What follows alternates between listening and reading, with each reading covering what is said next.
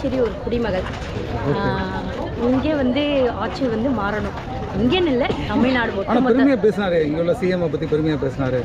பொறுமையாக பேசினாரு. இருந்தாலும் வந்து சிஎம் வந்து நல்ல ஆட்சி தான், நான் அதை தப்பு சொல்ல மாட்டேன். கூட்டணி தேவையில்லை, எங்களுக்கு கூட்டணி தேவையில்லை, தனித்து நிற்கணும். என்ஆர் காங்கிரஸ் வந்து டிஎம்கே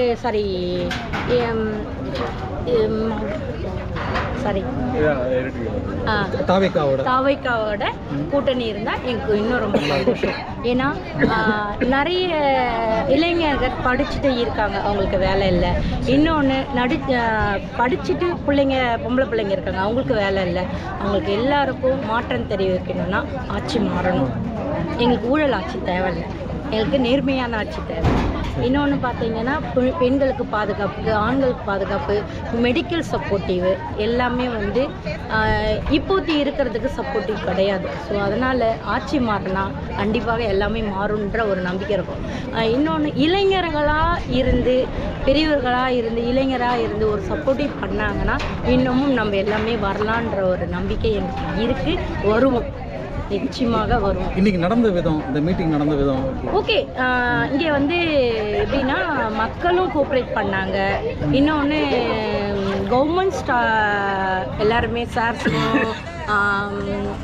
போலீஸ் சப்போர்ட்டிவ் பக்கா. ஆனா இனிஷியலா கொஞ்சம் சலசலப்பு இருந்தது. அந்த பாஸ் கொடுத்ததுல 2 பேர் 1 பேர் அப்படி இல்ல அது வந்து ஸ்டார்டிங்ல இருந்துச்சு. ஒரு பாஸ்க்கு 2 பேருன்னு அப்படின்னு சொன்னாங்க.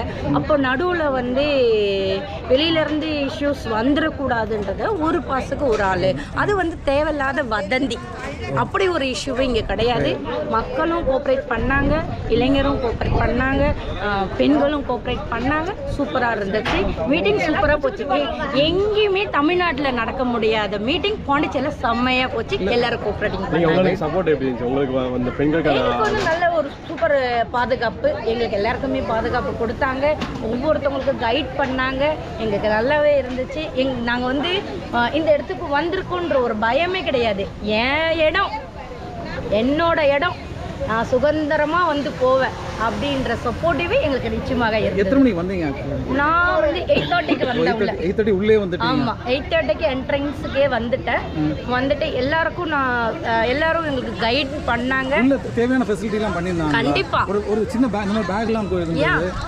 அதில் என்ன இருந்துச்சு அந்த பேக்கில்? இதில் வந்து ஒரு வாட்டர் பாட்டில், ஒரு விசிறி, ஒவ்வொரு கையில் வச்சிருக்க விசிறி. ஆமாம், இந்த விசிறி, ஒரு பேக்ல ஒரு தண்ணி பாட்டில், ஒரு மூந்தால் பிஸ்கெட்டு, மூந்தால் எல்லாருக்குமே விநியோகம் பண்ணாங்க.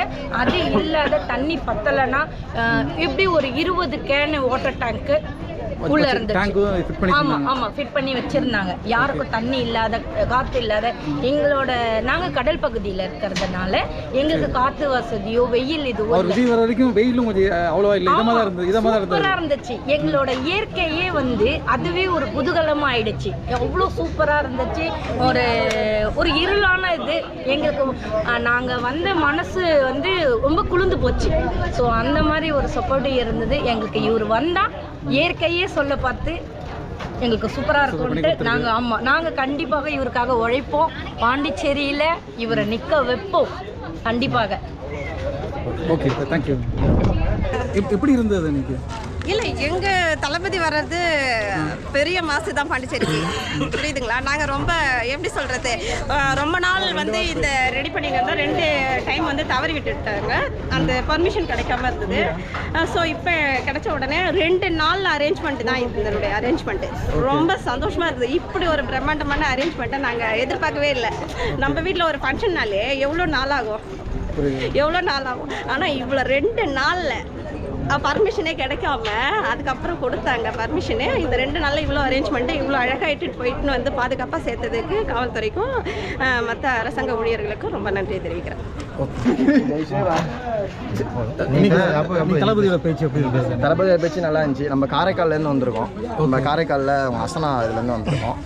அதிமுகலேருந்து தாவைக்காக்கு இப்போ நான் வந்து இது பண்ணேன். காரைக்கால் எவ்வளோ தூரம் இங்கே பாண்டிச்சேரியிலேருந்து? 100 கிலோமீட்டர் 140 கிலோமீட்டர்.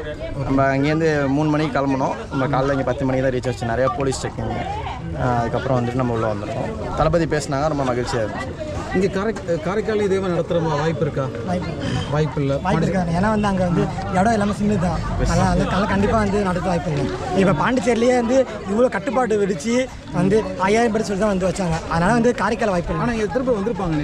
கண்டிப்பாக வந்து ஒரு வந்து 5000லேருந்து ஒரு 6000 கூட வந்திருப்பாங்க.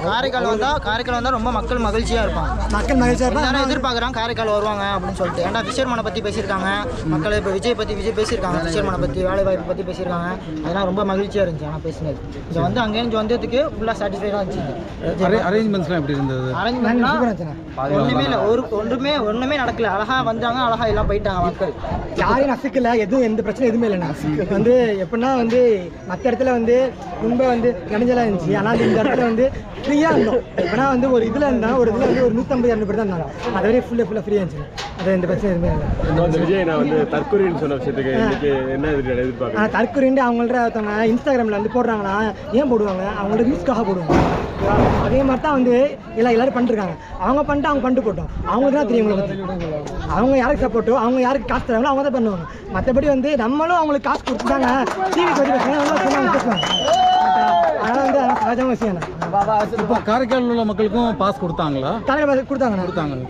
நாங்கள் வந்து அங்கே வந்து தொகுதியில் வந்து வசனா வந்து நிற்கிறாங்க. அதனால் வந்து அவங்களுக்கு வந்து பாஸ் கொடுத்தா நாங்கள் வந்து அவங்களுக்கு வந்துருக்கோம். நன்றி.